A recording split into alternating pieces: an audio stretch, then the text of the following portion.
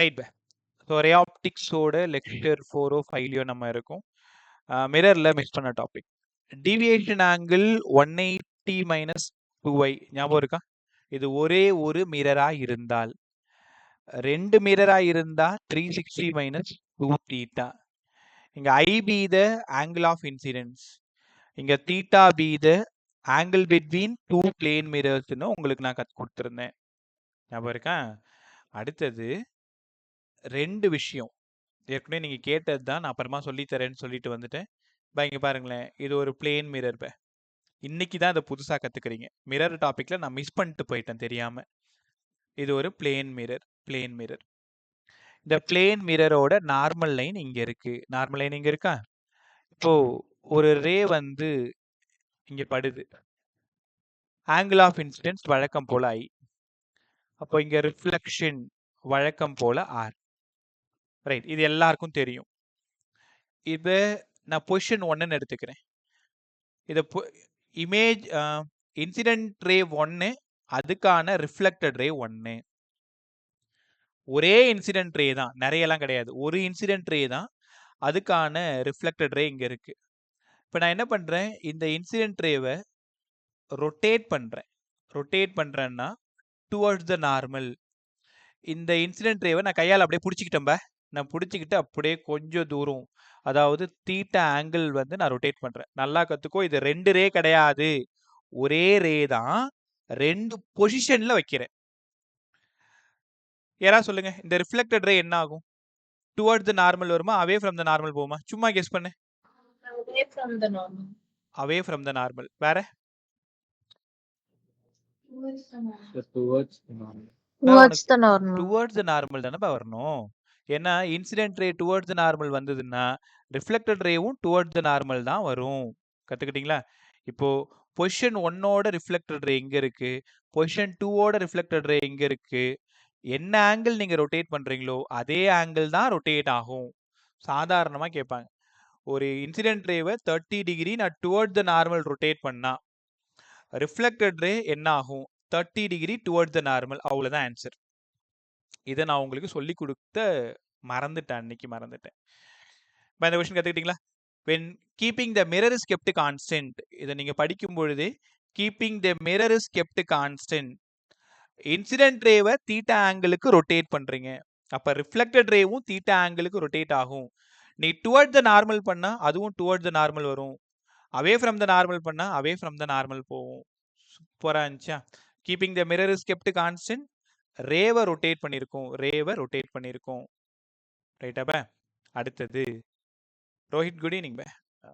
வேற எல்லாரும் ரிசீவ் பண்ணிட்டேன்ப்பா. ஓகே. Harishankar, good evening. சரிப்பா. இப்போ அடுத்த செகண்ட் கண்டிஷன் பாருங்க. இப்போ மிரர் வந்து கான்ஸ்டன்டா இருக்கு, மிரர் வந்து கான்ஸ்டன்டா இருக்கு. Keeping the ray is kept constant. இது வந்து ஒரு பிளேன் மிரர். பொறுமையா கத்துக்கோ, எத்தனை முறை வேணாலும் கேட்டுக்கோ, தெரியலனா கத்து கொடுக்குறேன். Keeping the ray is kept constant. இந்த இன்சிடென்ட் ரே ஒன்னே ஒன்று தான், ஒரே ஒரு இன்சிடென்ட் ரே படுது, பட்டு ரிஃப்ளெக்ட் ஆகுது, ரிஃப்ளெக்ட் ஆகுது. நல்லா கத்துங்க. Keeping the mirror is kept, sorry, ray is kept constant, incident ray is kept constant. நான் மிரரை என்ன பண்றேன்னா தீட்டா ஆங்கிளுக்கு ரொட்டேட் பண்றேன். இந்த மிரரை தீட்டா ஆங்கிளுக்கு ரொட்டேட் பண்றேன், தீட்டா ஆங்கிளுக்கு ரொட்டேட் பண்றேன். அப்போ இந்த ரிஃப்ளெக்டட் ரே என்ன ஆகும் நினைக்கிறீங்க? இந்த ரிஃப்ளெக்டட் ரேவும் 2 தீட்டா ஆங்கிளுக்கு ரொட்டேட் ஆகும், அவே ஃப்ரம் த நார்மல். உங்களால புரிஞ்சிக்க முடியுதா? நான் ரேவை கையை வைக்கவே இல்லை. பாருங்க, இந்த 1ஆம் நம்பர் போட்டிருக்கல, இந்த ரேவை நான் தொடவே இல்லை. ரே ஒரே இடத்துல தான் இருக்கு. Keeping the incident ray is kept constant. ஆனா என் கையில இருக்கக்கூடிய நான் பிளேன் மிரரை லேசா அப்படியே தீட்டா ஆங்கிளுக்கு நான் ரொட்டேட் பண்றேன். அப்ப இந்த ரிஃப்ளெக்டட் ரே என்ன ஆகும்னா, நான் 30 டிகிரிக்கு மிரரை ரொட்டேட் பண்ணா ரிஃப்ளெக்டட் ரே 60 டிகிரிக்கு ரொட்டேட் ஆகுது. ரைட்டா? இந்த ரெண்டு கான்செப்ட்ல தெளிவா இருக்கீங்களா? First concept, keeping the mirror is kept constant, ரேவை ரொட்டேட் பண்ணும்பொழுது அதே தீட்டா, தீட்டா தான். செகண்ட் கேஸ்ல keeping ray is kept constant, மிரரை தீட்டா ஆங்கிளுக்கு ரொட்டேட் பண்ணும் பொழுது ரிஃப்ளெக்டட் ரே 2 தீட்டா ஆங்கிளுக்கு ரொட்டேட் ஆகும். ரைட்டா? ஸோ இந்த கண்டிஷன்ல ஒரு சம் போட போறோம் பின்னாடி. ரைட். இது வந்து அன்னைக்கு நான் சொல்ல மறந்துட்டேன். அடுத்தது மேக்னிஃபிகேஷன்ல சில விஷயம் மறந்துட்டேன். அதையுமே இப்போ நான் கற்றுக் கொடுத்துட்டு சம்குள்ளார போயிடுறேன். மேக்னிஃபிகேஷன். சார் மேக்னிஃபிகேஷன் நீங்க என்னெல்லாம் சொல்லி கொடுத்தீங்க? மேக்னிஃபிகேஷன் 2 மேக்னிஃபிகேஷன் படிக்கணும். ஒன்று லேட்ரல் மேக்னிஃபிகேஷன், இன்னொன்று லாங்கிடியூடினல் மேக்னிஃபிகேஷன். ஆப்ஜெக்ட் டிரான்ஸ்வர்ஸ் இந்த மாதிரி வெர்டிக்கலா இருந்ததுன்னா இமேஜும் இதே மாதிரி தான் கிடைக்கும். இதுக்கு பேரு லேட்ரல் மேக்னிஃபிகேஷன். இந்த மாதிரி இருந்ததுன்னா இதுக்கு பேரு லாங்கிடியூடினல் மேக்னிஃபிகேஷன். கத்துக்கலாமா? ரெடியா இருக்கியா? அப்படியே பின்னாடி வாங்க பார்க்க. மேக்னிஃபிகேஷன். சார் மேக்னிஃபிகேஷனோட ஜெனரல் ஈக்குவேஷன் வழக்கம் போல நீங்க படிச்சது தான். -v/u. height of the image by height of the object. ரைட்டா? இல்லன்னா f/f minus u,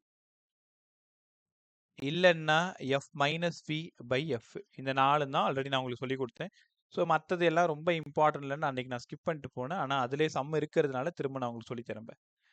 magnification equal to 1ன்னா சேம் சைஸ், கிரேட்டர் தென் 1ன்னா லார்ஜ் இமேஜ், லெஸ் தென் 1ன்னா ஸ்மால், ரொம்ப லெஸ்னா டிமினிஷ்டுன்னு உங்களுக்கு நல்லா தெரியும்.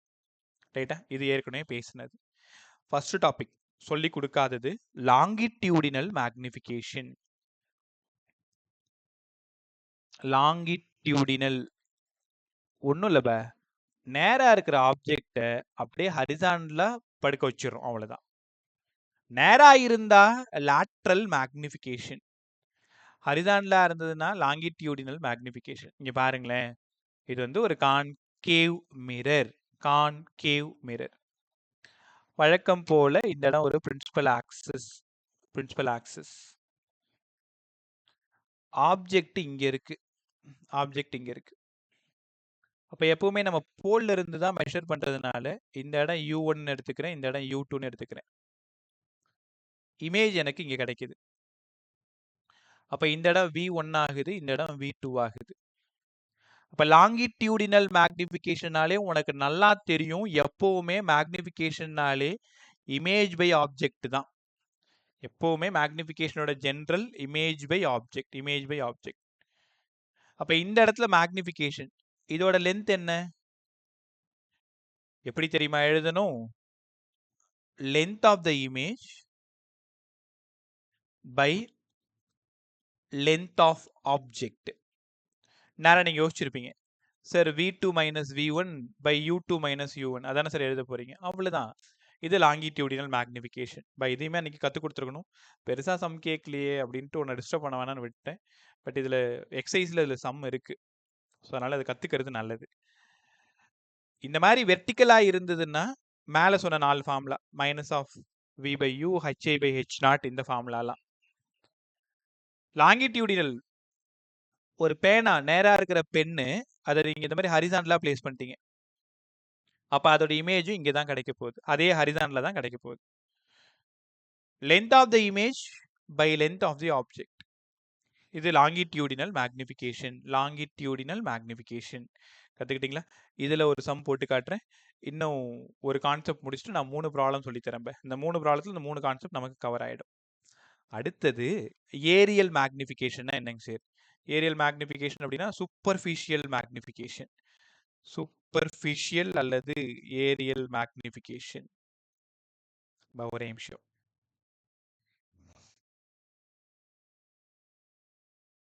இந்த நேம்ல இருக்கிற ஸ்டூடெண்ட் SIJ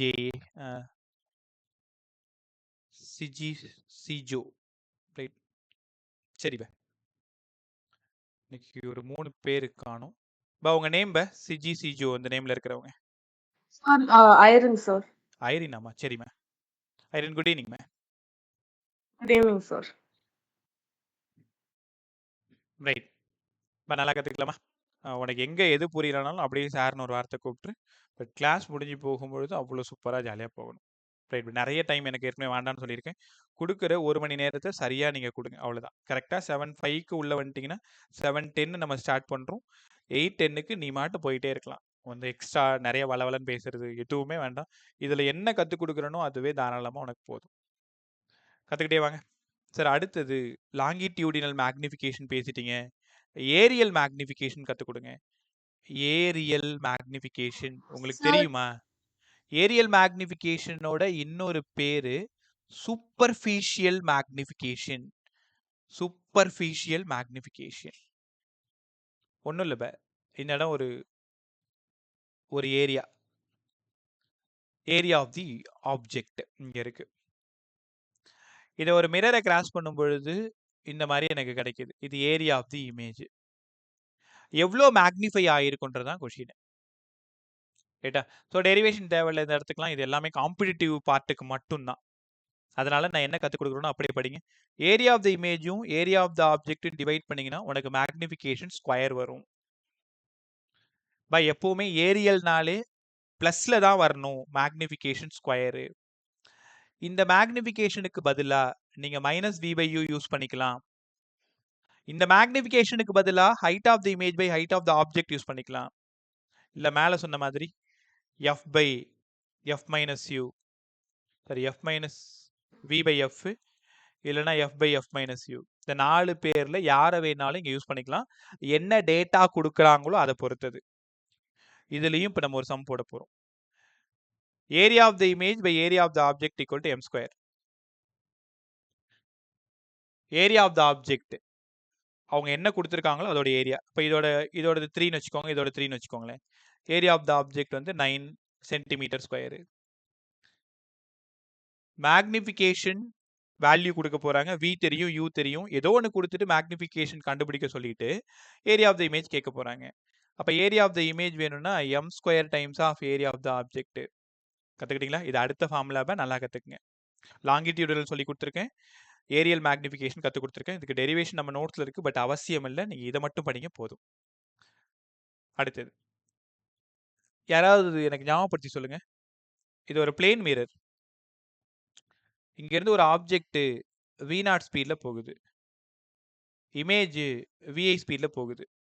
இந்த ரெண்டோட ஸ்பீட் எப்படி இருக்குன்னு நினைக்கிறீங்க? Speed of the object with respect to mirror equal to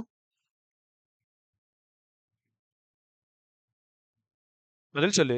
ஆப்ஜெக்டோட ஸ்பீடும் இமேஜோட ஸ்பீடும் எப்படி இருக்கும்? பிளேன் மிரருக்கு எப்படிப்பா இருக்கும்? சேமா இருக்கும் சார். சேமா இருக்கும். ஒருவேளை speed of the image with respect to object கேட்டா அவ்வளவுதான், 2 டைம்ஸ். சூப்பரா சொல்லிட்டீங்க எல்லாருமே. பிளேன் மிரர்னா ஒரு பிரச்சனையும் இல்லை. நீ என்ன ஸ்பீட்ல உன் மிரரை நோக்கி போறீங்களோ அதே ஸ்பீட்ல தான் திரும்ப இமேஜும் ஒன்ன நோக்கி வரும். அதாவது மிரரை நோக்கி. இது எல்லாருக்கும் தெரியும். சார் இதுவே ஸ்பெரிக்கல் மிரரா இருந்தா, ஒரு கான்கேவ் மிரரா இருந்தா, ஒரு கான்வெக்ஸ் மிரரா இருந்தா ஸ்பீட் எப்படி இருக்குன்னு நீங்க எனக்கு கற்றுக் கொடுக்கலையே. அதான் நிறைய விஷயங்களை நான் அந்த மிரர்ல மறந்து போயிட்டேன். கொஞ்சம் அடுத்தடுத்து போகணுமேன்றதுனால ஒரு 2-3 டாபிக் மட்டும் மிஸ் பண்ணி தொலைச்சிட்டேன். Speed of the image, speed of the object. இப்போ இதான் ஆப்ஜெக்ட், இந்த இடம் இமேஜ். ஆப்ஜெக்ட் உள்ள போனா இமேஜ் வெளியில போகும். தெரியும் தானே உங்களுக்கு? Mirror towards the mirror, object moves towards the mirror, image away from the mirror. எல்லாருக்கும் நல்லா தெரியும். Speed of the object v0, speed of the image vi. அப்போ இங்க என்னங்க sir relation? Speed of the image speed of the object ratio எடுத்தீங்கன்னா -m². கொஞ்ச நேரத்துக்கு முன்னாடி சொன்னேன் ஏரியா கேட்டாங்கன்னா +m² எழுதுங்க. எல்லாத்துக்குமே ப்ரூஃப் இருக்கு. ஆனா இது அத்தனையுமே காம்படிட்டிவ் போர்டுக்கு மட்டும்தான். அதனால தான் அந்த டெரிவேஷன் கொடுக்காம ப்ராப்ளம் சால்விங்க்கு மட்டும் நான் ரெடி பண்ணிட்டு இருக்கேன். So speed of the image by speed of the object equal to m². இந்த mக்கு பதிலாக நீங்க வழக்கம் போல -v/u யூஸ் பண்ணிக்கலாம். இல்லைன்னா height of the image by height of the object use பண்ணிக்கலாம். இல்லைன்னா f-v/f யூஸ் பண்ணிக்கலாம். இல்லைன்னா f/f-u யூஸ் பண்ணிக்கலாம்.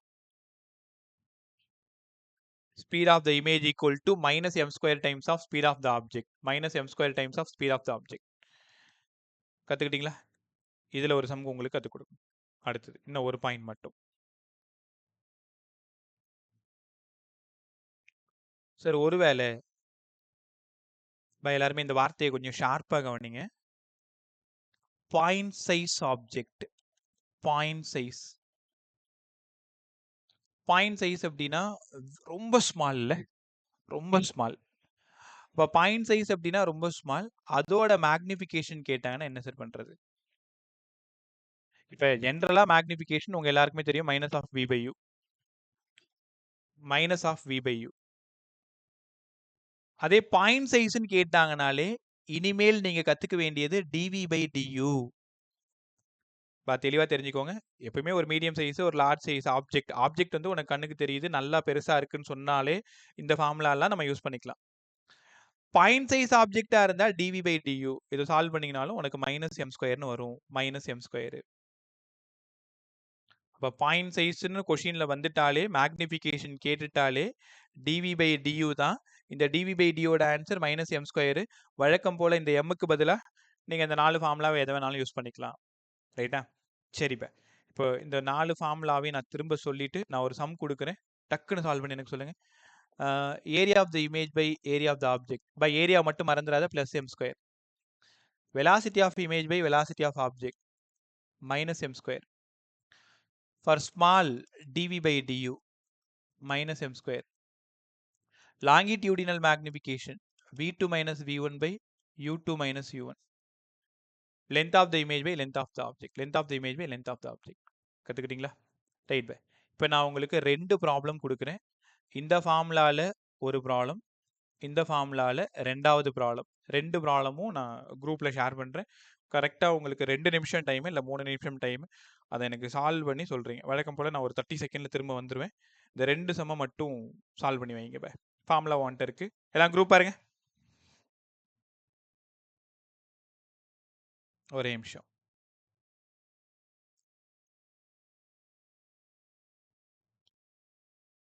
ரெண்டு சம்மு. ஃபர்ஸ்ட் சம் வந்து இந்த ஃபார்முலா யூஸ் பண்ணணும், டிவி பை டியூ யூஸ் பண்ணணும். ரெண்டாவது சம் வந்து area of the image by area of the object use பண்ணணும். இந்த 2 சம்மு ஒவ்வொரு சம்முக்கும் 30 செகண்ட் இல்லைனா ஒரு நிமிஷம் கூட எடுத்துக்கும். 2 நிமிஷத்துக்குள்ளே எனக்கு சால்வ் பண்ணி வைங்க. சம் நம்பர் 17 ஒன்று இருக்கும், கீழே இருக்கிற நம்பர் எனக்கு தெரியாது. இந்த 2 சம் மட்டும் சால்வ் பண்ணி வைங்க. நான் வந்து கேட்டதுக்கப்புறம் நீங்கள் பதில் சொல்லலாம். ஸ்டார்ட் பண்ணு.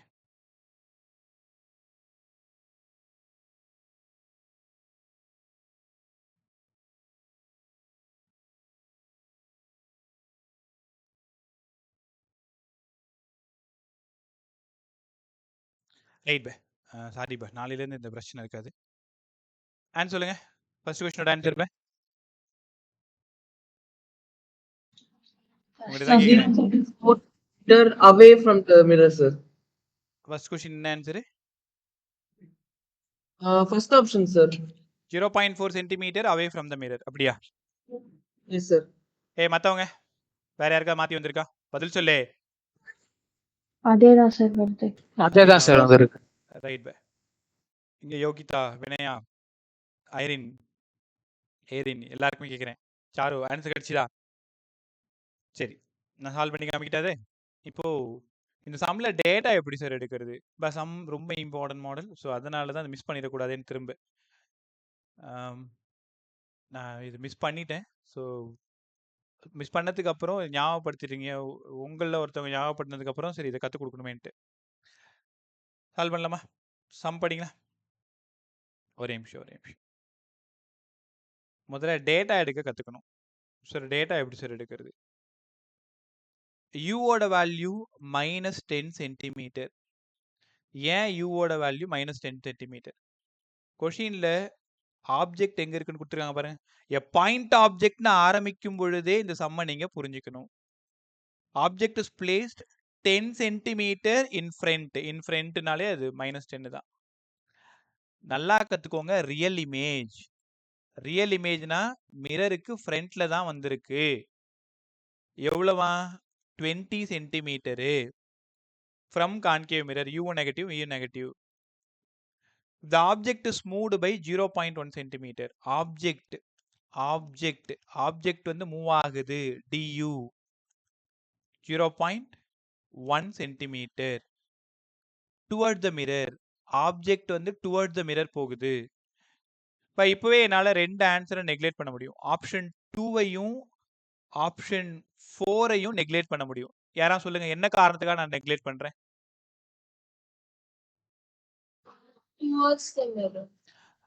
ஆப்ஜெக்ட் டுவர்ட்ஸ் த மிரர்னா இமேஜ் Away, பேசுங்க sir. Away from the mirror. அப்ப ரெண்டு ஆப்ஷன் தப்பு தானே? அங்க ரெண்டு ஆப்ஷனை முடிச்சு விட்டுருவோமா? அப்ப எனக்கு தேவை டிவி கேக்குறாங்க. The image will be shifted. எவ்வளவு ஷிஃப்ட் ஆகுது சால்வ் பண்ணுவோமா? யூவோட தெரிஞ்சு போச்சு, வியோட தெரிஞ்சு போச்சு, டியூவோட தெரிஞ்சிருச்சு. ரைட். ஃபார்முலால மேக்னிஃபிகேஷன் வேணும்னா minus of v by u. ஏன் சார் இந்த ஃபார்முலா யூஸ் பண்றீங்க?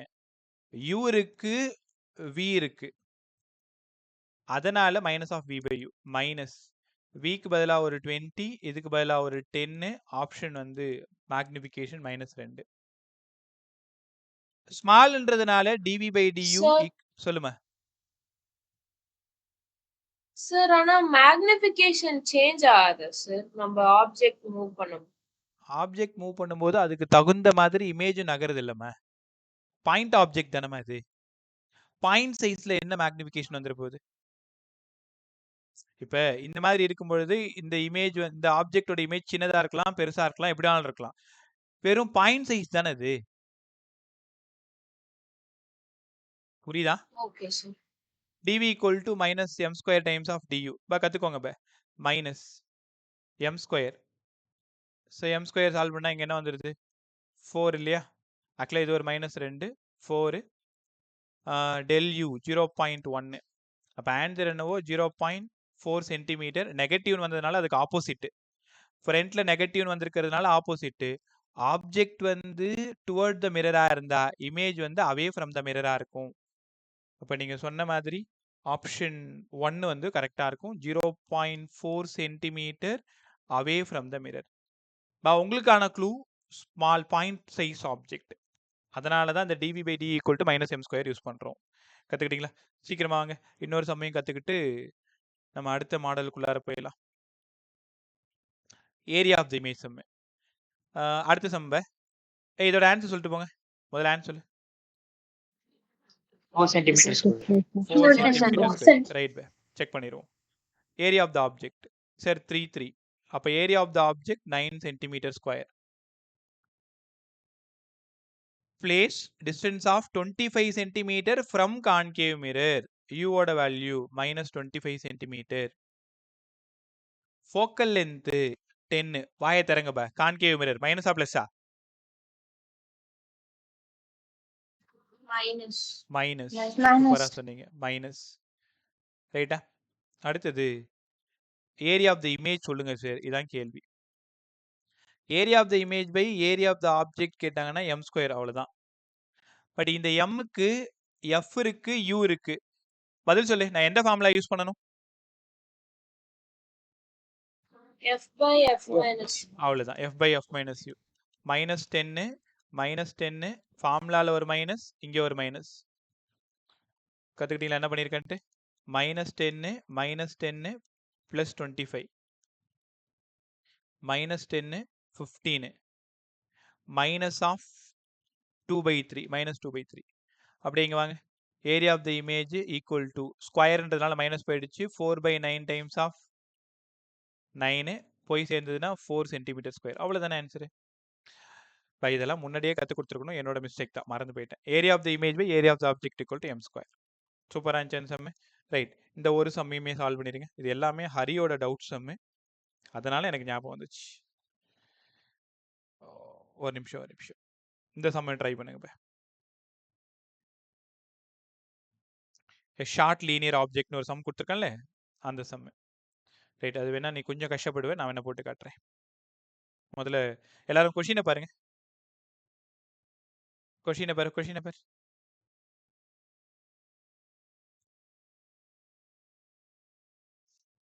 ஓகே, கொஸ்டின் பாத்தீங்களா? a short linear object of length L lies on the axis of a spherical mirror of focal length. இது spherical mirror தான் கொடுத்திருக்காங்களே தவிர அவங்க concave கான்வெக்ஸ்னு கொடுக்கல. அப்போ ஒருவேளை ஆப்ஜெக்ட் இங்க இருக்குன்னு வச்சுக்கோங்களேன், இமேஜ் இங்க தான் கிடைக்கணும். உங்களுக்கு நல்லா தெரியும். இது எந்த சம்முன்னு நேரம் கண்டுபிடிச்சிருப்பீங்க sir. Longitudinal magnification. Spherical mirror of focal length. Question கவனி. F at a distance u from the mirror. At a distance u from the mirror. The image has an axial length L dash. இந்த length எல்லாம் இந்த L டேஷா. அப்போ இந்த இடம் யூன்னு வச்சுக்கோங்களேன். அப்போ இந்த இடம் என்னவா இருக்கும்? வியா இருக்குமா? இது வரைக்கும் வியா இருக்கும். ரைட்டா? என்ன கேட்டிருக்காங்க? Its image has an axial length. இமேஜோட லென்த் என்னவா இருக்கும்? இமேஜோட லென்த் என்னவா இருக்கும்? அதாவது வி டேஷ் கேட்குறாங்க. வி டேஷ் கேட்குறாங்க. சரி, இந்த சம்மை எப்படி ட்ரை பண்ணுறது? முதல்ல இதுக்கான ஃபார்முலா உங்களுக்கு நல்லா தெரியும். சார் சொல்லுமா. சார் இது எப்படி சார் கான்கேவ் மிரர்னு எடுக்கும்? இல்லை, எந்த மிரராக இருந்தாலும் ஓகேம்மா. கான்கேவ் கான்வெக்ஸ் எப்படியா இருந்தாலும் நான் ஏதாவது ஒரு மிரர் வச்சு போட்டு காட்டணுமேன்றதுக்காக நான் கான்கேவ் போட்டிருக்கேன். ஸ்பெரிக்கல் மிரரில் எப்படி வச்சாலும் இதோட ஆன்சர் மாற போகிறது கிடையாது. Okay sir. கற்றுக்கிட்டியா? ரைட் பே. இப்போ இது ஜென்ரலாக length of the image by length of the object வச்சு கூட போட்டுக்கலாம். பட் எப்படின்னு சொல்லி தரேன், கவனமாக கவனி. 1/v + 1/u = 1/f. இது மிரர் ஃபார்ம்லான்னு உனக்கு நல்லா தெரியும். இங்கேருந்து v மட்டும் வேணும்னா uf/u - f. vன்றது இந்த இடம் வேணும்னா uf/u - f. இதே ஃபார்முலாவை இது வரைக்கும் எடுத்துருவாங்க. இந்த v' வரைக்கும் எனக்கு வேணும். அப்போ இந்த vக்கு பதிலாக v'. இந்த u இருக்குல்ல, uக்கு பதிலாக இதுல இருந்து இது வரைக்கும் தான் u. அப்போ இது வரைக்கும் ஒரு l இருக்குல்ல, அப்போ டோட்டலாக u + lன்னு எடுத்துக்கணும். u + l. Focal length 1/f. ரைட்டா? ஸோ இது சால்வ் பண்ணுங்க. இப்போ இதை சால்வ் பண்ணிங்கன்னா v' கிடச்சிரும். இதே மாதிரி அப்படியே பார்த்து எழுதிருங்க. யூக்கு பதிலாக u + l, எஃப்க்கு f, யூக்கு பதிலாக u + l - f. இது v'. எனக்கு அது லென்த் மட்டும் வேணும். இந்த லென்த் ஆஃப் த இமேஜ் வேணும்னா விலேருந்து v' நான் என்ன பண்ணிக்கணும்? மைனஸ் பண்ணிக்கணும். இப்போ உங்களுக்கு புரியுதா? அவங்க கேட்டிருக்கிறது இமேஜோட லென்த். நான் ஒரு கலர் அடிக்கிறேன் பாரு. ஸோ இந்த இடம், இந்த இடம், இந்த லென்த் எனக்கு வேணும். இந்த லென்த் வேணும்னா இந்த பிளாக் கலர்ல அடிக்கிறேன்ல, ஓகே, இந்த லென்த் வேணும்னா இந்த விலேருந்து இந்த v' மைனஸ் பண்ணா, சாரி, v' இருந்து v மைனஸ் பண்ணா இமேஜோட லென்த் கிடைச்சிரும். இமேஜோட லென்த் கிடைச்சிரும். மைனஸ் பண்ணுவோமா? இங்கே வாங்க. ஸோ v' தோ இருக்கு, v தோ இருக்கு. ரெண்டுத்தையும் மைனஸ் பண்ணிக்க வேண்டியதான். தப்பு பண்ணியிருக்கேன். v' minus v minus v'. சரி பே. uf/u - f. ஃபார்முலாவில் ஒரு மைனஸ், u + l, இங்கே ஒரு f /u + l - f. Right, என் வேலை முடிஞ்சிருச்சு. ரெண்டுத்துக்கும் டிஃப்ரென்ஸ் எடுத்தா உனக்கு என்ன கிடைச்சிரும்? லென்த் ஆஃப் த இமேஜ் கிடைச்சிரும். பை எல்லாம் ஒன்று தான். v' - v, v - v', sign மட்டும் தான் மாறப்போகுது. ஸோ அங்கேருந்து உன்னால் l' கண்டுபிடிக்க முடியுதான்னு ட்ரை பண்ணிப்பாரு. இதில் முக்கியமான விஷயம், இந்த ஹிண்ட் அப்புறமா யூஸ் பண்ணிக்கோங்க. u வந்து ரொம்ப பெருசாக இருக்குது எல்லை விட. அப்போ நீங்கள் இந்த ஃபார்முலாவில் வர எல்லாம் கட் பண்ணுற மாதிரி இருக்கும். ரைட்டா? இதுக்கான சொல்யூஷனையும் இந்த சம்மோட ஐடியாவையும் நான் இப்போ கொடுக்குறேன் உனக்கு. ட்ரை பண்ணிப்பாரு. எந்த இடம் புரியல, ஏன் புரியலன்னு சொல்லி மறுபடியும் நம்ம சால்வ் பண்ணிக்கலாம். கற்றுக்கிட்டிங்களா? இப்போ என்ன பண்ணணும்னா, லாங்கிடியூடினல் மேக்னிஃபிகேஷனில் இமேஜோட லென்த் நமக்கு வேணும். ரைட்டா? ஸோ இந்த ஃபார்முலா போட்டு பார்த்துக்கோ. அப்படி இல்லைனா உனக்கு தெரிஞ்ச வேறு மாடல் ஏதாவது ட்ரை பண்ணு. v2 - v1 / u1 - u2. u1க்கு பதிலாக யூன்னு எடுத்துக்கோ, u2க்கு பதிலாக u + lன்னு எடுத்துக்கோ. v1க்கு பதிலாக vன்னு வச்சுக்கோ, v2க்கு பதிலாக v + l'. அங்கேருந்து நம்மளால் என்ன பண்ண முடியும்? l' உங்களால் கண்டுபிடிக்க முடியும். இந்த ஒரு சம் மட்டும் ட்ரை பண்ணி பாருங்க. ஐடியா இவ்வளோதான். மறுபடியும் உனக்கு சால்வ் பண்ணி பார்த்துட்டு வரலன்னா என்கிட்ட சொல்லிடுங்க. ரைட்டா? சரி, இப்போ நான் கேட்குறேன். சொல்லுமா. சார் லாஸ்ட் ஸ்டெப் என்ன சார் பண்ணணும்? லாஸ்ட் ஸ்டெப்பு எந்த இடமா? v' = u + l - f /u + l. வர அதுல இந்த இடம் சொல்றீங்களா? ஏற்கனவே v' தான் மேலே கண்டுபிடிச்சிருக்குமே, ஏதோ கண்டுபிடிச்சிருக்குமே. அப்படியே சப்ஸ்டியூட் பண்ண வேண்டியதான். வெறும் சப்ஸ்டியூஷன் தான். அது v - v' மட்டும்தான். செம்ம ட்ரை பண்ணி பாருங்க. வரலன்னா நானே திரும்ப உங்களுக்கு கற்றுக் கொடுக்குறேன். ரைட்டா? அடுத்தது இந்த கண்டிஷன் பதில் சொல்லுங்க. அவ்வளோ நம்ம மிரர் ஃபுல்லாக எல்லாத்தையுமே கம்ப்ளீட் பண்ணியிருக்கேன். ஒன்று கூட நான் மிஸ் பண்ணல. இப்போ இந்த தேர்ட் சம்மு உங்களை ட்ரை பண்ண சொல்லியிருக்கேன். ஒருவேளை வரலன்னா சொல்லி நாளைக்கு வந்ததுமே போட்டு காட்டிட்டு நான் அடுத்தது போகிறேன். ரைட்டா? தெரியலனா ஃப்ரீயாக கேட்டுக்கோ. ரீஃப்ராக்ஷன் அதில் total internal reflection I less than C, I equal to C, I greater than C. ஒரு முடிவுக்கு வாங்க. First case, second case, third case. என்ன நடக்குதுன்னு சொல்லுங்க. ஃபர்ஸ்ட் ஒன்று Refraction, sir. ரீஃப்ராக்ஷன். செகண்ட் Races through the surface, sir. அவ்வளோதான். Third Total internal reflection. Total internal reflection. Total internal reflection. அப்போ இப்போ 4 டாபிக் நான் உங்களுக்கு கற்றுக் கொடுக்க போறேன். எல்லாமே applications of total internal reflection. ரைட்டா? 4 topic. But NEET physics, JEE physics ஒரு ஒன் வேர்ட் கொஷின் மாதிரி இது மட்டும் தான் கேட்பாங்க. இங்கே சம் கிடையாது. உங்களுக்கு போர்டுக்கு தேவைப்பட்டா 2 மார்க் 3 மார்க் மாதிரி நம்ம அதை கண்டிப்பாக படிச்சு தான் ஆகணும். அதனால இந்த டாப்பிக்கை மிஸ் பண்ணவே முடியாது. உங்கள்கிட்ட நீங்களே பார்த்துக்குங்கன்னு சொன்னாலும் சில இடங்கள் உங்களுக்கு புரியாத போயிடும். நான் கதை மாதிரி அழகா சொல்றேன். நீ கதை மாதிரி கேட்டுக்கோ. ஃப்ரீயா இருக்கும்பொழுது அதை அப்படியே ரீட் பண்ணி பார்த்துக்கோ, போதும். ரைட்டா? இந்த டாபிக் முடிகிற வரைக்கும் உங்களுக்கு இந்த வார்த்தை மட்டும்தான் ஞாபகம் இருக்கணும்.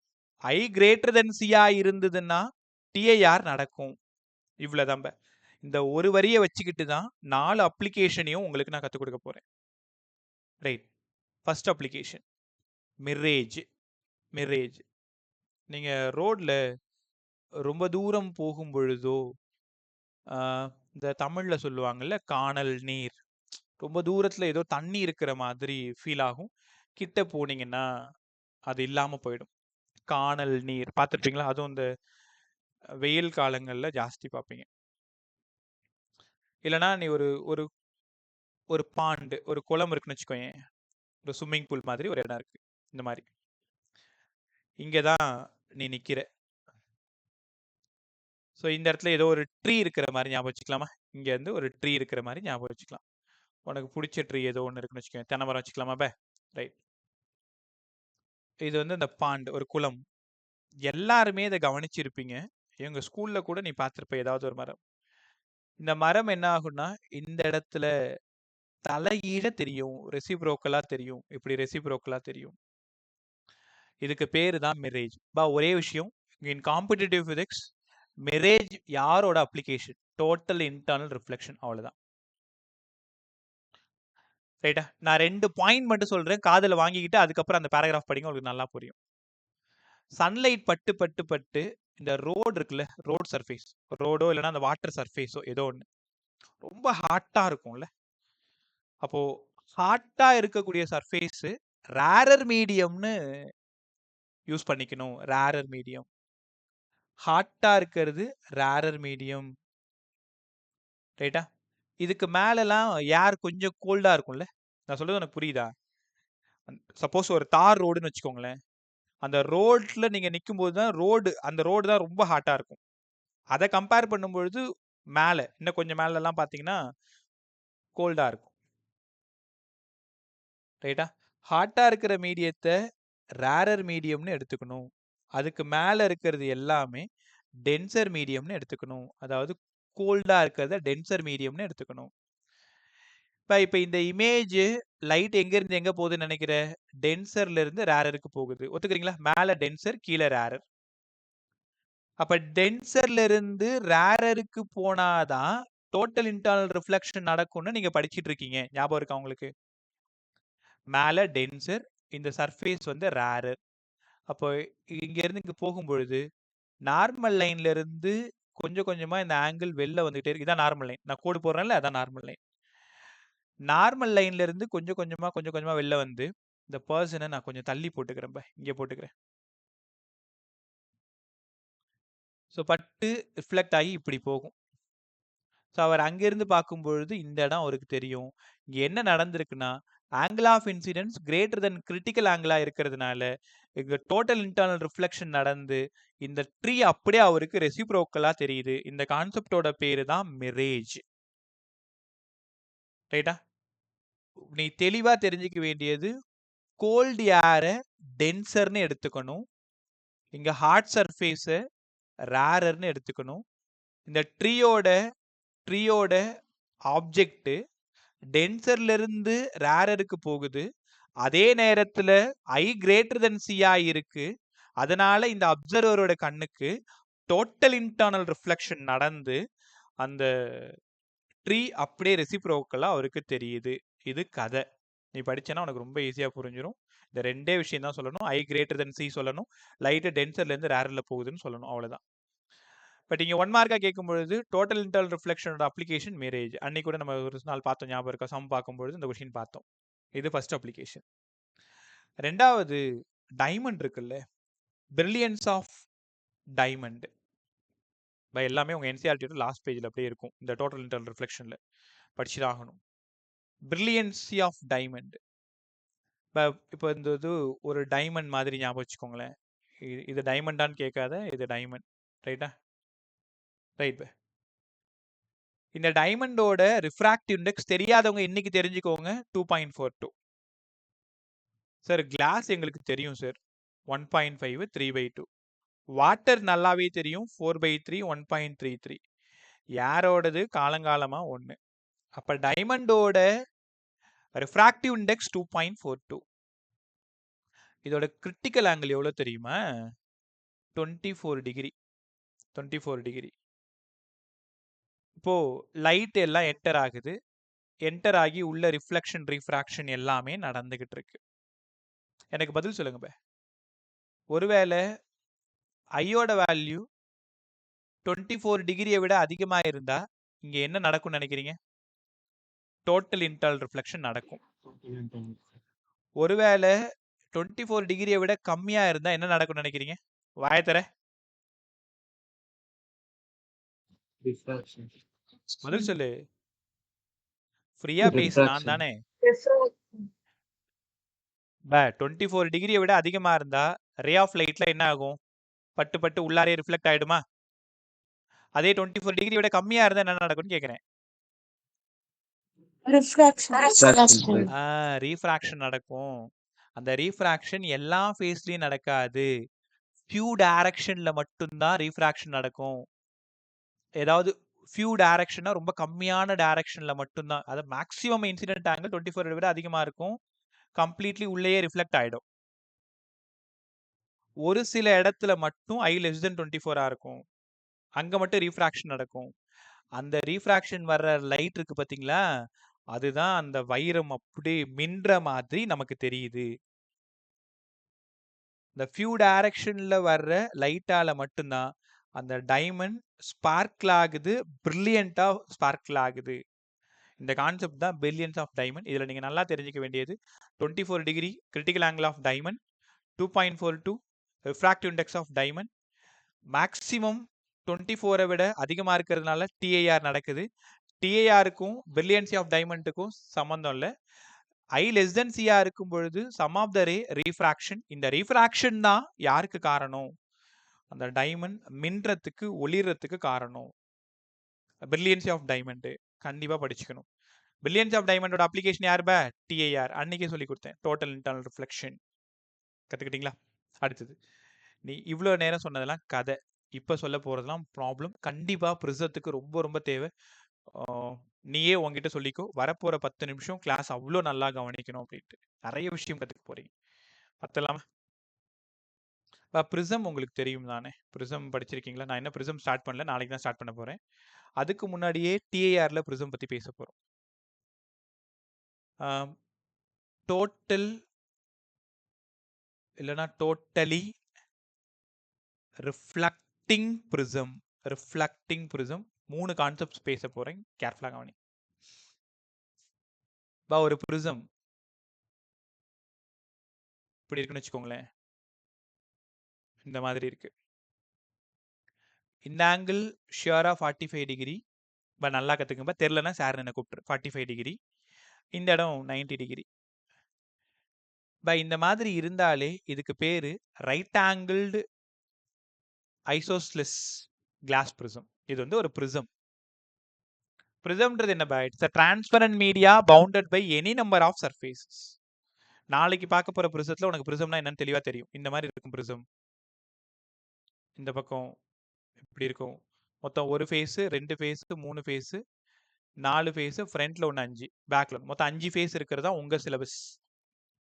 இப்போ இதுக்கு பேர் ஐசோஸ்லெஸ் ப்ரிசம்னு வச்சுக்கோங்களேன். இங்க ஒரு ஆப்ஜெக்ட் இருக்கு. என்ன நடக்குதுன்னு கவனமா கவனி. இங்க ஒரு ஆப்ஜெக்ட் இருக்கு. இந்த ஆப்ஜெக்ட்ல இருந்து லைட் ரே நேரா இங்க போய் இங்க படுது. இங்க இருந்து போயிட்டு இங்க படுது. கத்துக்கிட்டீங்களா? பட்டு அப்படியே டோட்டல் இன்டர்னல் ரிஃப்ளெக்ஷன் நடந்து இந்த பக்கமா வருது. இங்கேயும் டோட்டல் இன்டர்னல் ரிஃப்ளெக்ஷன் நடந்து இந்த பக்கமா வருது. இப்போ இந்த இடம் Pனா அதுக்கு நேரா இந்த இடம் P. இந்த இடம் Qனா அதுக்கு நேரா இந்த இடம் Q. அப்போ உனக்கு இமேஜ் இப்படி கிடைக்குது. இங்க என்னப்பா நடந்திருக்கு? சார் டோட்டல் இன்டர்னல் ரிஃப்ளெக்ஷன் நடந்திருக்கு.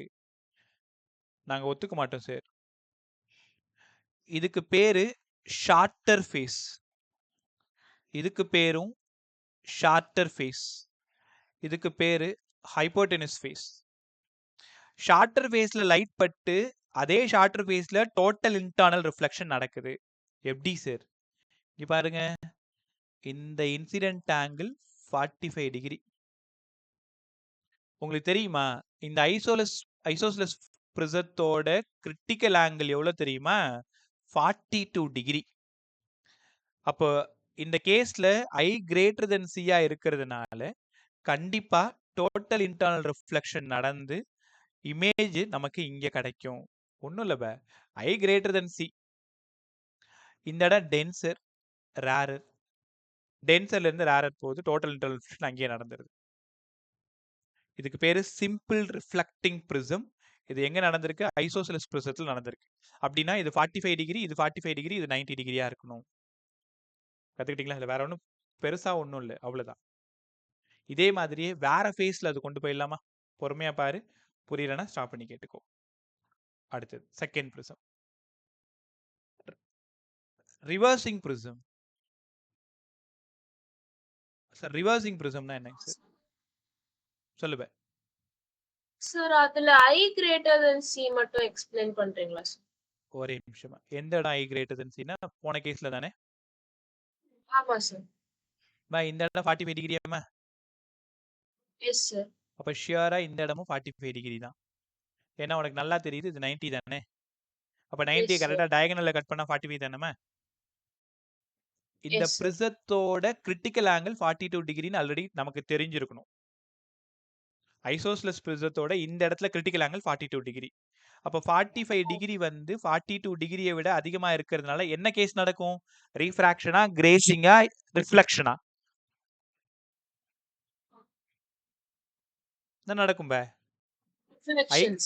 டோட்டல் இன்டர்னல் ரிஃப்ளெக்ஷன் நடக்கும். அதனால அது ரிஃப்ளெக்ட் ஆகி கீழே வந்துருது. அவ்வளவுதான் concept. Okay sir. Right. By reversing prism பாருங்க. அதே ப்ரிசத்தை நான் மாத்தி வச்சிருக்கேன். இது ஷார்ட்டர் ஃபேஸ், இது ஷார்ட்டர் ஃபேஸ், இது ஹைப்போடெனஸ் ஃபேஸ். கத்துக்கிட்டீங்களா? இப்போ நான் இங்க இருந்து என்ன பண்றேன்? ஒரு ஆப்ஜெக்ட் இங்க பிளேஸ் பண்ணிக்கிறேன். ஆப்ஜெக்ட் பிளேஸ் பண்ணிக்கிறேன். இங்க இருந்து ஒரு ரே போய் இங்க படுது. இங்க இருந்து ஒரு ரே போய் இங்க படுது. வழக்கம் போல இந்த ஆங்கிள் 45 டிகிரின்னு உனக்கு தெரியும். ஸோ இங்க வந்துருது, இந்த ரே இங்க வந்துருது. இந்த இடமும் 45 45. அதனால ஒரு ரே இப்படி கீழே வந்துருது, ஒரு ரே இப்படி மேலே வந்து இந்த ரேவோட நான் ஆப்ஜெக்ட் எப்படி கொடுத்தனோ இங்க PQன்னு கொடுத்திருந்தா அப்படியே அது தலைகீழ வந்திருக்கும். இந்த இடம் P', இந்த இடம் Q'. இந்த ப்ரிசத்தோட பேரு ரிவர்சிங் ப்ரிசம். என்னன்னா ஷார்ட்டர் ஃபேஸ்ல பட்டு ஷார்ட்டர் ஃபேஸ்ல இன்னொரு டைம் ரிஃப்ளெக்ட் ஆகி எந்த ஃபேஸ் வழியா உள்ள போச்சோ அதே ஃபேஸ் வழியா வெளில வந்துரும். 180 டிகிரி இங்க நடந்திருக்கு. இதுக்கு பேரு ரிவர்சிங் ப்ரிசம். இதுவுமே ஐசோஸ்லெஸ் ப்ரிசம் தான். 90 45 45. இந்த இடம் 90 45 45. ஆனா எந்த இடத்துல ரே பட்டிருக்குன்னா நார்மலா ஹைப்போடெனஸ் ஃபேஸ்ல பட்டிருக்கு. நார்மலானா இந்த மாதிரி பர்பெண்டிகுலரா போய் படுது. வழக்கம் போல I greater than C, வழக்கம் போல I greater than C. 2 time TIR நடந்திருக்கு. மேல ஒரு TIR நடந்திருக்கு, கீழே ஒரு TIR நடந்திருக்கு. ஸோ அதனால ரிவர்ஸ்ல நமக்கு இமேஜ் கிடைக்குது. அவ்வளவுதான் இந்த இடம் ரிவர்சிங் ப்ரிசம். கத்துக்கிட்டீங்களா? ஸோ அடுத்தது எரெக்டிங் ப்ரிசம். இப்போ அப்ளிகேஷன் கொஞ்சம் சொல்லுமா. சார் இப்போ வந்து இன்சிடென்ட் ரே வந்து ஒரு ஆங்கிள் ஃபார்ம் பண்ணுச்சுனாலும் இதே மாதிரி தான் இருக்குமா சார்? இன்சிடென்ட்ரே இல்லம்மா, இது நார்மலா போனா மட்டும்தாம்மா இந்த கேஸ். அதாவது ஐ கிரேட்டர் தென் சியா வர்ற மாதிரி பார்த்துக்கணும்னா அப்ப நார்மலா போகணும். கத்துக்கிட்டியா?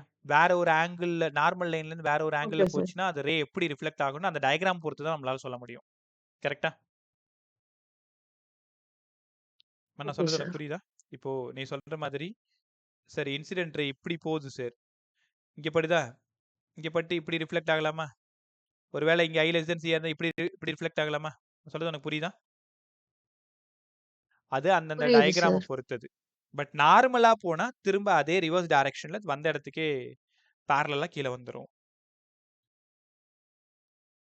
Okay sir. கத்துக்கிட்டீங்களா? ரைட். அடுத்தது. சார் சொல்லுமா. சார் அந்த ரே உள்ள போறப்போ ரீஃப்ராக்ட் ஆகாதா சார்? நார்மலா போகும்போது ரீஃப்ராக்ட் ஆகாதுமா. அது எல்லாமே நாளைக்கு கத்துக்க போறீங்க. பிரிசம்ல கத்துக்க போறீங்க. இப்ப பிரிசம்ல ஒரு ஃபேஸ்ல நார்மலா போச்சுன்னா அங்க எங்கேயுமே ரீஃப்ராக்ஷன் நடக்காது. ஆரோட வேல்யூ 0. ஐயோட வேல்யூ 0. கரெக்ட்டா? நார்மலா ஓகே போய் சார். பட்டு நார்மலா வந்துச்சு. அங்க ரீஃப்ராக்ஷன் நடக்காது. டைரக்ட்டா போயிட்டு அப்படியே டைரக்ட்டா திரும்பி வந்துரும். இப்ப இந்த எல்லா பிரிசம் டவுட்டுமே நாளைக்கு நீங்க சூப்பரா கத்துப்பீங்க. இப்போ வரைக்கும் உங்களுக்கு பிரிசம்னா நான் என்னன்னே சொல்லி தராம டிஐஆர் எடுத்துட்டு இருக்கேன். ஏன்னா அப்ளிகேஷன் ஆஃப் டிஐஆர்ல பிரிசம் கொஷினும் வரும். ஐசோஸ்லெஸ் பிரிசம் வச்சு 3 டயகிராம் மாத்தி மாத்தி வைக்கணும். ஃபர்ஸ்ட் டயகிராம் எப்படி வச்சு பாருங்க. இப்படி வச்சிருக்கேன். ரெண்டாவது டயகிராம் எப்படி வச்சிருக்கேன். ஒரே பிரிசம் தான் மாத்தி மாத்தி வச்சு டிஐஆர் போட்டு காமிச்சிட்டு இருக்கோம். அவ்வளவுதான். ஸோ மூணாவது பிரிசம் இந்த மாதிரி. இதுக்கு பேரு erecting prism. Erecting prism. Sir erecting பிரிசம்னா என்னங்க சார்? நான் தலைகீழ ஒரு ஆப்ஜெக்ட் கொடுக்குறேன். இங்க இருந்து ஒரு ரே போகுது.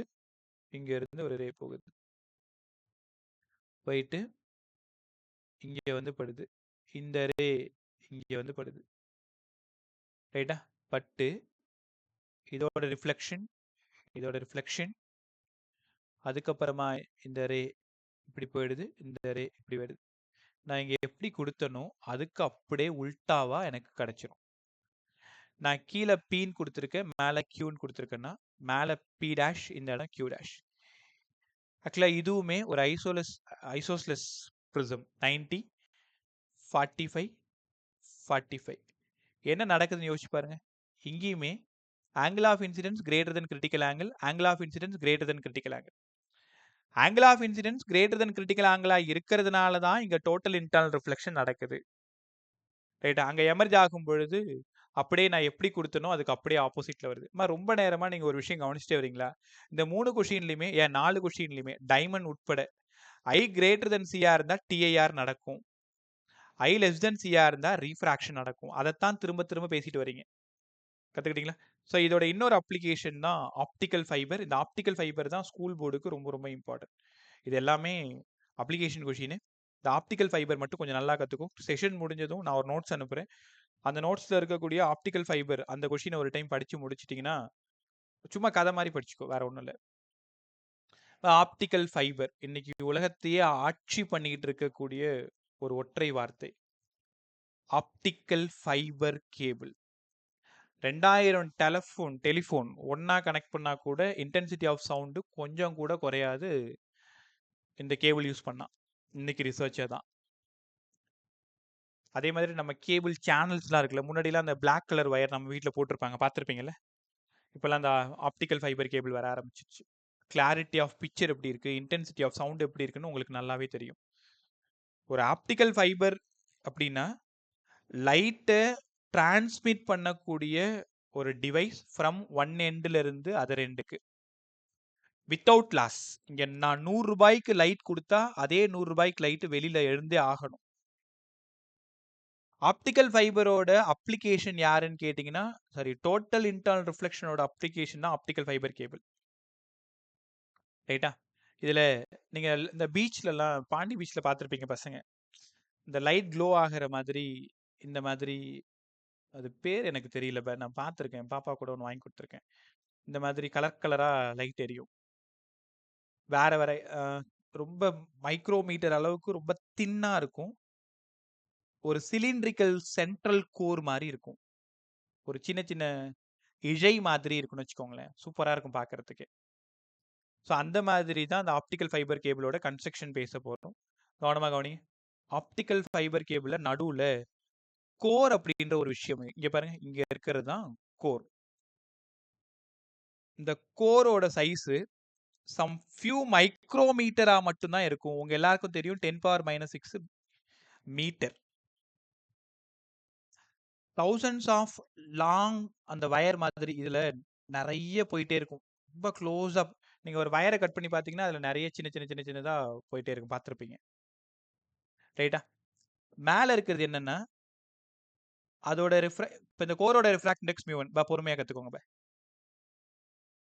இதுக்கு பேரு கிளாடிங். மேல இந்த கருப்பு கலர் வயர் மாதிரி போறோம்ல, மேல இருக்கிறது கிளாடிங். கிளாடிங். இந்த இடமும் கிளாடிங், இந்த இடமும் கிளாடிங். அந்த கோரை நம்ம கிளாட் பண்ணியிருக்கோம். இதோட ரிஃப்ராக்ட் இந்த கோரோடது μ1, அதோடது μ2. ரைட்டா? ஸோ μ2 சின்னதா இருக்கு μ1 விட. அப்ப யாரு டென்சர் மீடியம்? μ1 தான் டென்சர் மீடியம், μ2 வந்து ரேரர் மீடியம். நான் இங்க ஒரு நார்மல் லைன் போட்டுக்கிறேன். ஒரு நார்மல் லைன், ஒரு ஆக்சிஸ் லைன். இதுதான் நார்மல் லைன். இங்க இருந்து ஒரு லைட் உள்ள என்டர் ஆகுது. Angle of incidence. இப்போ லைட் ரேரர்ல இருந்து டென்சருக்கு போகுது. அப்போ ரீஃப்ராக்ட் ஆகுது. ரீஃப்ராக்ட் ஆனதுக்கு அப்புறம் திரும்ப என்ன ஆகுது பாருங்க. இது டென்சர், இது rarer. Angle of incidence greater than C. நல்லா யோசிச்சு பாரு. இந்த ஒரு இடம் கத்துக்கிட்டா நீங்க சூப்பரா கத்துப்பீங்க. கோர் வந்து டென்சர், மேல கிளாடிங் வந்து ரேரர். லைட்டு டென்சர்ல இருந்து ரேரருக்கு போகுது. Angle of incidence greater than critical ஆங்கிளா இருக்கு. அதனால திரும்ப டோட்டல் இன்டர்னல் ரிஃப்ளெக்ஷன் நடக்கும். மறுபடியும் டோட்டல் இன்டர்னல் ரிஃப்ளெக்ஷன், மறுபடியும் டோட்டல் இன்டர்னல் ரிஃப்ளெக்ஷன், மறுபடியும் டோட்டல். அப்ப என்ன புரிஞ்சுக்கிறீங்கன்னா, டோட்டல் இன்டர்னல் ரிஃப்ளெக்ஷனா லைட் வெளியிலே வரல. ரீஃப்ராக்ஷனே அங்க நடக்கல. எல்லா லைட்டும் 100% உள்ளேயே மல்டிபிள் டைம்ஸா ரிஃப்ளெக்ட் ஆகி நான் 100 ரூபீஸ்க்கு லைட் கொடுத்தேன் அப்படின்னா அந்த 100 ரூபீஸ்க்கு வெளில வந்துருது. இவ்வளவுதான் இதோட கான்செப்ட். அப்ப என்ன கத்துக்கிறீங்கன்னா, கோரோட ரிஃப்ராக்ட் இண்டெக்ஸ் μ1, கிளாடிங்கோடது μ2. μ2 தான் ரேரர், μ1 தான் டென்சர். டென்சர்ல இருந்து லைட் போகுது. I greater than C இருக்கு. அதனால கண்டினியூஸ் டோட்டல் இன்டர்னல் ரிஃப்ளெக்ஷன் நடக்குது. இதான் அந்த இடத்துல கதை. இப்போ இதோட அப்ளிகேஷன்லாம் படிக்கணும். மெடிக்கல் ஃபீல்ட்ல இன்னைக்கு ரொம்ப நிறைய யூஸ் ஆகுறது ஆப்டிக்கல் ஃபைபர் கேபிள். ரைட்டா? ஸோ நாளைக்கு இதெல்லாம் நீங்க பண்ண போறீங்க. நாளைக்குனா விச் மீன் உங்களோட ஃபியூச்சர்ல. எண்டோஸ்கோபி இருக்கு இல்லையா? சொல்லுமா. சார் கோர்ல இருந்து கிளாடிங் போகும்போது தான் டோட்டல் இன்டர்னல் ரிஃப்ளெக்ஷன். ஆமாம்மா. நீங்க வெளியில ஃபர்ஸ்ட் போகுதுல ஆங்கிள் ஆஃப் இன்சிடென்ஸ். இது லைட் உள்ள என்டர் ஆகிறதுக்கு மட்டும்தான். நான் சொல்றது உனக்கு புரியுதா? இந்த இடம் கோரு, இந்த இடம் கிளாடிங். இந்த இனிஷியலா போறத கவனிக்காத. இந்த இடம் ஆங்கிள் ஆஃப் இன்சிடென்ஸ் சும்மா உள்ள போறது. பட்டு ரீஃப்ராக்ஷன் நடக்கும் அவ்வளவுதான். ஆனா இதுக்கப்புறம் நடக்கிறது எல்லாமே டோட்டல் இன்டர்னல் ரிஃப்ளெக்ஷன். புரிஞ்சுக்க முடியுதா உன்னால? Yes sir. ரைட். ஏன்னா மேல இருக்கிறது ரேரர். கிளாடிங்ல இருந்து கோர் போறது என்னது சார்? புரியலமா? கிளாடிங்ல இருந்து கோர் போறது ரிஃப்ராக்ஷன் தானே சார்? கிளாடிங்க்கு உள்ளேயே போகலையேம்மா. கிளாடிங்கோட ரிஃப்ராக்டிவ் இண்டெக்ஸ் பாரு, μ2 கம்மியா இருக்கு. கோரோடது அதிகமா தானே இருக்கு. எல்லாமே இது மல்டிபிள் ரிஃப்ளெக்ஷன் உள்ளே தானே நடக்குது. நான் சொல்றது உனக்கு புரியுதா? Yes sir. கோரோட ரிஃப்ராக்ட் இண்டெக்ஸ் ஜாஸ்தி, அதான் டென்சர். அப்ப லைட் டென்சர்ல இருந்து ரேரருக்கு போகும்போது ரேரருக்கு உள்ள போகலமா, அந்த மீடியத்திலே பட்டு ரிஃப்ளெக்ட் ஆகுது. அதான டோட்டல் இன்டர்னல் ரிஃப்ளெக்ஷன். இப்ப டிஆர்ல உனக்கு என்ன கத்து கொடுத்தேன்? ஒரே நிமிஷம் எல்லாரும் கவனி. ஜஸ்ட் ஒரு 2 மினிட்ஸ் பண்ணீங்க போயிடலாம். இது முடிச்சுட்டோம்னா இது அப்படியே வச்சுட்டு வளர்த்திட்டு இருக்க முடியல. அதனால தான் இன்னைக்கு நடத்தி விட்டேன். இந்த இடம் I equal to Chinna just கிரேசஸ்னு கத்து கொடுத்தேன். அதே I greater than Chinna total internal reflection. ரேரருக்கு எங்கேயாவது போச்சா? நீ பாத்தியா? டென்சர்லேயே பட்டு டென்சர்லேயே தானே திரும்பி வருது. Yes sir. அதுதான் கத்துக்கிட்டீங்களா? இதோட அப்ளிகேஷன்ஸ் எல்லாத்தையும் ஒழுங்கா பார்த்துக்கோங்க. ஏற்கனவே சொன்ன மாதிரி எண்டோஸ்கோபி. ஸோ அந்த மெடிக்கல் ஃபீல்டில் ரொம்ப அதிகமாக யூஸ் ஆகுறது ஆப்டிக்கல் ஃபைபர் கேபிள் தான்.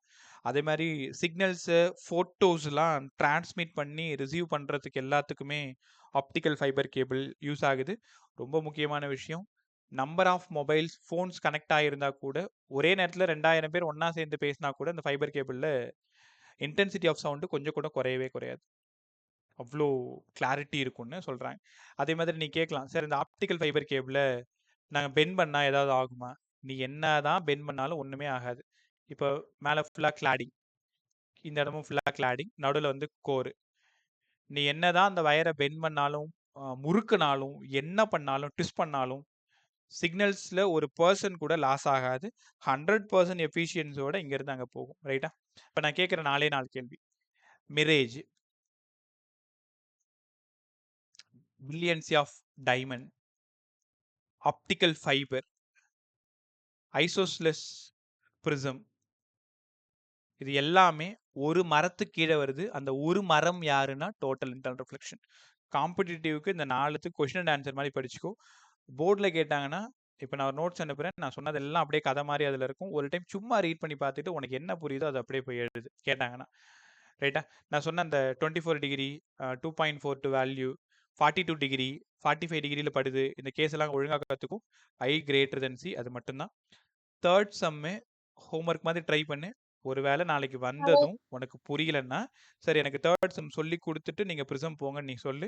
அந்த தேர்ட் சம்மை கற்றுக் கொடுத்துட்டு போகிறேன். புரிஞ்சிச்சுன்னா நம்ம டேரெக்டாக அங்கே போயிடலாம். ரைட்டா? ஒரு நிமிஷம்.